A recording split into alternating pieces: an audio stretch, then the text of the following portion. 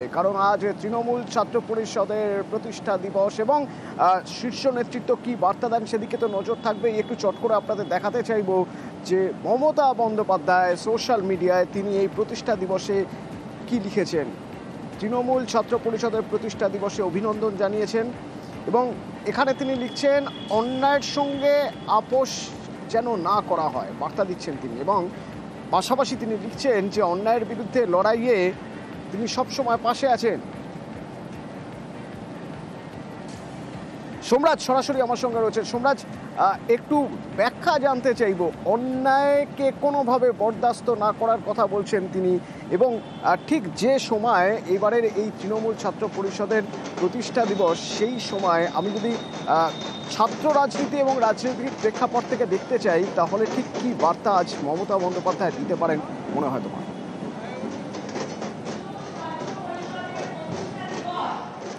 দেখো, তৃণমূল ছাত্র পরিষদের প্রতিষ্ঠা দিবস শুরুর আগেই অন্তত আজকে এই মঞ্চ থেকে কি ইস্যু নিয়ে ফের সরব হবেন মমতা বন্দ্যোপাধ্যায় তা অন্তত স্পষ্ট হয়ে গেছে। কারণ কিছুক্ষণ আগেই রবীন্দ্রভারতী বিশ্ববিদ্যালয়ের পড়ুয়ারা বিভিন্ন রাজ্যে যেভাবে বাংলা ভাষায় কথা বললে বাঙালিদের হেনস্থা করা হচ্ছে, পরিযায়ী শ্রমিকদের হেনস্থার মুখে পড়তে হচ্ছেন, তা নিয়ে তার প্রতিবাদ জানিয়ে রবীন্দ্রভারতী বিশ্ববিদ্যালয়ের পড়ুয়ারা কিছুক্ষণ আগেই পথনাটিকা করলেন। অর্থাৎ এর থেকে স্পষ্ট যে 26-এর বিধানসভা ভোটের আগে তৃণমূল ছাত্র পরিষদের প্রতিষ্ঠা দিবসের এই মঞ্চ থেকে বাংলা ভাষার ওপর যেভাবে অত্যাচার করা হচ্ছে, বাংলা ভাষায় কথা বললে যেভাবে বাংলাদেশে পাঠিয়ে দেওয়া হচ্ছে, এই নিয়ে বারবারই সরব হয়েছেন মমতা বন্দ্যোপাধ্যায়। আজকের এই মঞ্চ থেকেও সরব হবেন মমতা বন্দ্যোপাধ্যায়, এবং সেক্ষেত্রে তৃণমূল ছাত্র পরিষদে যারা ছাত্র নেতারা রয়েছেন, বিভিন্ন জেলায় জেলায় ছাত্রদের যে কমিটি রয়েছে 26-এর ভোটকে সামনে রেখে, সেই জেলায় জেলায় ছাত্র কমিটিগুলি এই বাংলা ভাষার ওপর অত্যাচারকে কেন্দ্র করে কিভাবে প্রতিবাদে সামিল হবে তা নিয়ে মমতা বন্দ্যোপাধ্যায় আজকে বেশ কিছু দিক নির্দেশ তৈরি করে দিতে পারেন বলে মনে করছে রাজনৈতিক মহল। পাশাপাশি স্পেশাল ইন্টেন্সিভ ডিভিশন বা এসআইআর নিয়ে বারবারই সরব হয়েছেন মমতা বন্দ্যোপাধ্যায়। এই মঞ্চ থেকে ফের এসআইআর নিয়ে সরব হতে পারেন মমতা বন্দ্যোপাধ্যায়, বিশেষ করে ভোটার তালিকায় যারা নির্দিষ্ট ভোটার তাদের নাম যাতে কোনোভাবেই বাদ না যায় তা নিয়ে এর আগেও মমতা বন্দ্যোপাধ্যায় বার্তা দিয়েছেন। আর ছাত্র নেতাদের এই এসআইআর নিয়ে কি কাজ হতে পারে আগামী দিনে তা নিয়েও মমতা বন্দ্যোপাধ্যায় বেশ কিছু নির্দেশ দিতে পারেন। তৃতীয়ত, ছাত্রছাত্রীদের শৃঙ্খলা যাতে বজায় থাকে, বিশেষ করে কলেজ ও বিশ্ববিদ্যালয় ক্যাম্পাসে। পরবর্তীতে তোমার সঙ্গে কথা হবে। একবার দেখে রাখতে চাইবো অভিষেক বন্দ্যোপাধ্যায় তৃণমূল ছাত্র পরিষদের প্রতিষ্ঠা দিবসে সোশ্যাল মিডিয়ায় কি লিখেছেন, তিনি পোস্ট করেছেন, করে অভিনন্দন জানিয়েছেন তৃণমূলের সর্বভারতীয় সাধারণ সম্পাদক অভিষেক বন্দ্যোপাধ্যায়।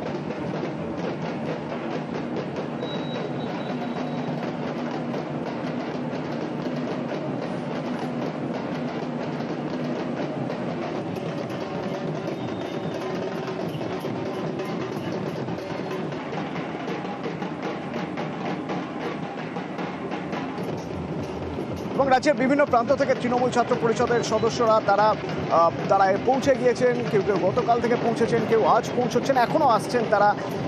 তার কারণ মেয়র রোডে তাদের আজকের এই সভা, তাদের প্রতিষ্ঠা দিবসের এই সভা, যেখানে তৃণমূল নেত্রী কি বার্তা দেন সেদিকে নজর থাকবে।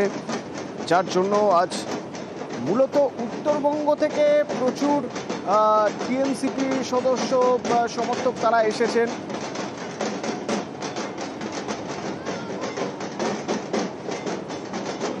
মহিলা ঢাকি নিয়ে একটা শোভাযাত্রা, অর্থাৎ বেশ রঙিন।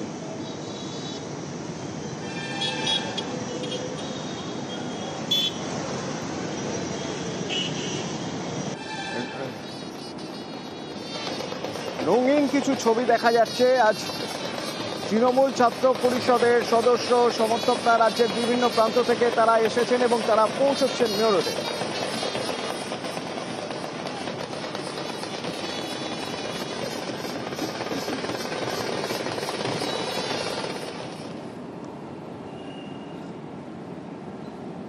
সিস্টেমেটিক ইনভেস্টমেন্ট প্ল্যান, অনেকেই নাম শুনেছেন, এসআইপি।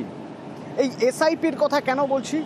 কারণ এই যে নিয়োগ দুর্নীতির টাকা জীবনকৃষ্ণ সাহার, সেই এত টাকা তিনি কি করেছেন, তদন্তকারীরা দাবি করছেন এই সিস্টেমেটিক ইনভেস্টমেন্ট প্ল্যান বা এসআইপিতে সব টাকা লগ্নি করেছে। কেন মনে হচ্ছে তদন্তকারীদের এরকম? আমার সঙ্গে সরাসরি অমিত রয়েছেন। অমিত,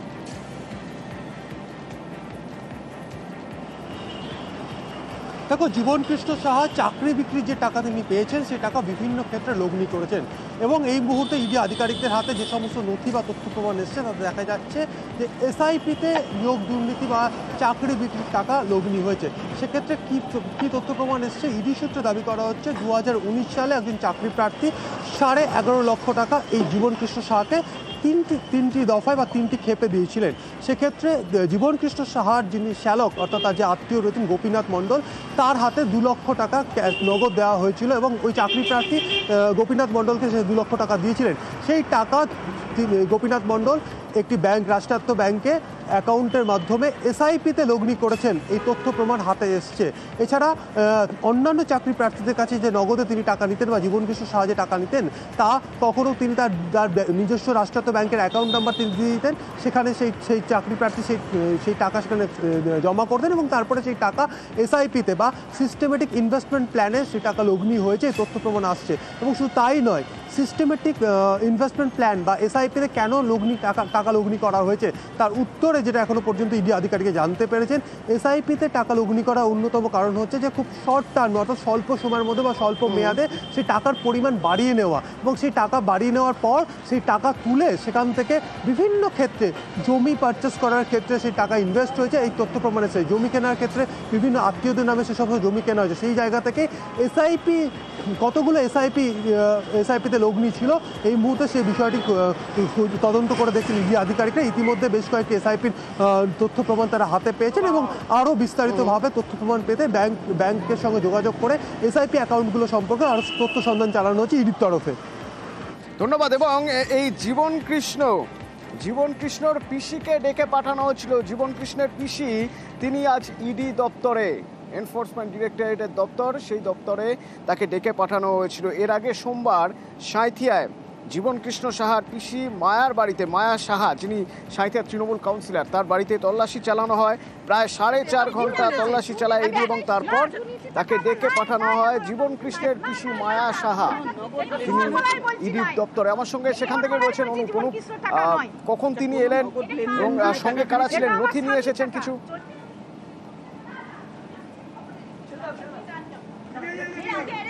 তবে 11টার ঠিক পরেই একেবারে তিনি কিন্তু ইডি দপ্তর, সেই দপ্তরে এসে পৌঁছেছেন এবং 12টার পরে তাকে জিজ্ঞাসাবাদ প্রক্রিয়া কিন্তু শুরু করা হবে। তার কারণ তার যে বাড়ি, বীরভূমে যে বাড়ি সাঁইথিয়ার, সেই বাড়িতে 4.5 ঘন্টার বেশি কিন্তু তল্লাশি করা হয়েছিল ইডির পক্ষ থেকে। তার কারণ সেখানে যখন তল্লাশি করা হয় তার কারণে একাধিক তথ্য পেয়েছিল, তাকে জিজ্ঞাসাবাদ করা হয়েছিল। 2018 সাল থেকে 2025 সালে কিন্তু তাদের অ্যাকাউন্টে দেখা যাচ্ছে তার এবং তার স্বামীর অ্যাকাউন্টে 4 কোটি টাকা কিন্তু লেনদেন হয়েছে। এই লেনদেনের পরিমাণ টাকা কিভাবে তার অ্যাকাউন্টে ঢুকেছিল, জীবনকৃষ্ণ সাহাই কি সেই টাকা দিয়েছিল নাকি অন্য কিছু, এই সমস্ত বিষয় নিয়ে যেমন তাদের জিজ্ঞাসাবাদ করা হবে। সেই ব্যাংকের তথ্য ইতিমধ্যেই অ্যাকাউন্ট সম্পর্কিত তথ্য নিয়ে তারা যেমন এসছে, আইটি রিটার্ন ফাইল নিয়ে তারা এসছেন, তার পাশাপাশি তার যে সম্পত্তির পরিমাণ, যে সম্পত্তির পরিমাণের কথা বলা হচ্ছে বিশেষভাবে সম্পত্তি বৃদ্ধি পেয়েছিল, সেই নথি, সম্পত্তির নথি, জমির দলিল সহ একাধিক নথি নিয়ে কিন্তু একেবারে তিনি ইডি দপ্তর এসেছেন। তার সঙ্গে তার স্বামী তিনি এসেছেন, যদিও আজকে মায়ারানী সাহা তাকেই কিন্তু জিজ্ঞাসাবাদ প্রক্রিয়া শুরু করবে ইডির পক্ষ থেকে। তার কারণ জীবনকৃষ্ণ বারবার যখন জিজ্ঞাসাবাদ করা হয়েছিল, জীবনকৃষ্ণ সাহা কিন্তু একাধিক যে তথ্য দিয়েছিল তার পিসির অ্যাকাউন্টের থেকে বিভিন্ন রকমভাবে কথাবার্তা জিজ্ঞাসাবাদ উঠে এসেছিল। তারপরেই কিন্তু একেবারে দেখা যায় সেদিনকে যখন বাড়িতে তল্লাশি হয় সেখানেও দেখা গেছিল যে 4 কোটি টাকা যে লেনদেনের তথ্য উঠে এসেছিল। তার পরবর্তীতে যখন সম্পত্তি সম্পর্কিত তথ্য উঠে আসে সেখানে কিন্তু দেখা যায় তার সম্পত্তি, জমির পরিমাণ কিন্তু বৃদ্ধি পেয়েছে কাউন্সিলর হওয়ার পরবর্তী ক্ষেত্রে। যদিও এই সমস্ত অভিযোগ তিনি অস্বীকার করছেন, তিনি জানাচ্ছেন যে তার এই সম্পত্তি কিন্তু এইভাবে নয়, তার যে জমি আছে, তার স্বামী 40 বছর ধরে ব্যবসা করে, সেই কারণে তার এই সম্পত্তি। টাকা আমার নাই আমার অ্যাকাউন্টে নাই। আমি জায়গা জমি কটা আছে? জায়গা জমি আমার আছে, এখন বলতে পারবো না, অল্প আছে সব। পরিবারের সদস্যদের না, সদস্যদের দেন না, বলছি নাই, জোর গলায় বলছি জীবনকৃষ্ণ টাকা নয়। এটা কোনো নগদ লেনদেন দিয়ে টাকা কিনেছিল? এটা আমার স্বামীর টাকা, 40 বছর ধরে ব্যবসা করে আমার স্বামী। কোনো ক্যাশ ডিলিং হয়েছিল? না, কিচ্ছু হয়নি। 4 কোটি টাকা আমাকে দেখাইছে, একটু সহযোগিতা করার জন্য দেখেছে। যেদিন আপনারা গেছিল সেদিন মোবাইল ফোন নিয়েছিল? হ্যাঁ, ফোন নিয়েছিল।